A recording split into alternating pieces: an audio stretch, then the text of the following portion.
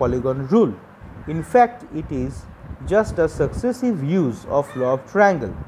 That is, this is a special technique of vector addition by using a certain law according to the need.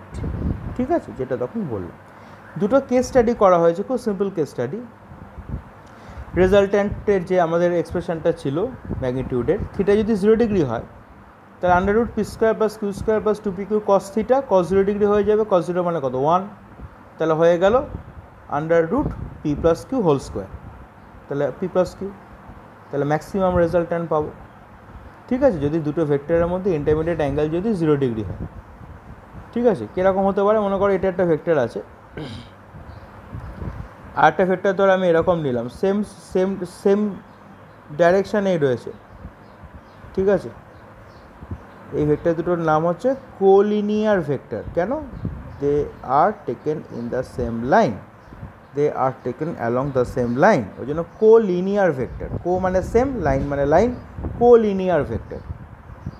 ঠিক আছে, same line বরাবর আছে।